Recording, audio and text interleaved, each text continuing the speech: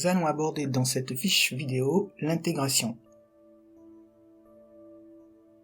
L'objectif est de comprendre le lien qu'il existe entre trois notions importantes, les primitives, les intégrales et le calcul d'aire.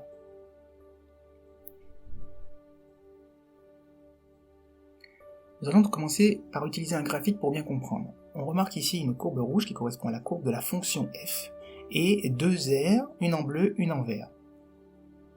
L'aire bleue se calcule de cette façon. C'est l'intégrale de b à c de la fonction f.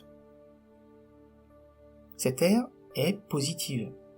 L'aire verte, par contre, elle étant négative car la fonction f est négative entre a et b, se note de cette façon et on rajoute un moins car, je le répète, la fonction à cet endroit entre a et b est négative.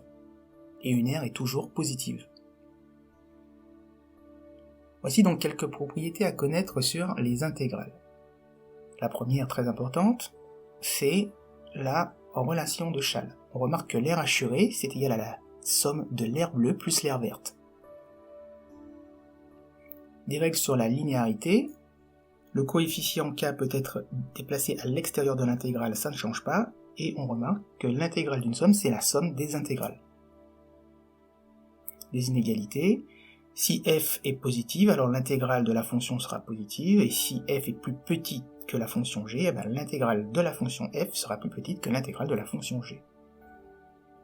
Intéressons-nous maintenant au cas de fonction particulière. Une fonction paire, on sait ce que c'est une fonction qui est symétrique par rapport à l'axe des ordonnées. Donc l'aire bleue est égale à l'aire verte, et donc on peut écrire que effectivement l'aire totale vaut 2 fois l'aire verte.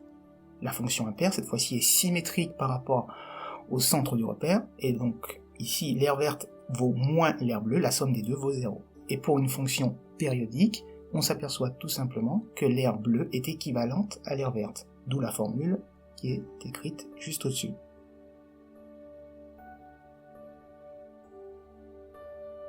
Alors maintenant faisons le lien avec les primitives. Cette formule très importante, on s'aperçoit donc que l'intégrale de a à b de la fonction f est égale à la primitive entre crochets entre a et b, est égale à f de b, grand F de b, moins f de a.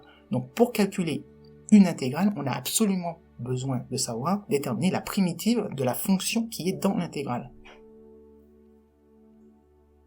Voici donc le tableau récapitulatif à connaître par cœur. Et donc ici, avec les fonctions composées. Alors, je propose également une vidéo qui vous explique comment trouver la primitive d'une fonction très rapidement en 4 étapes.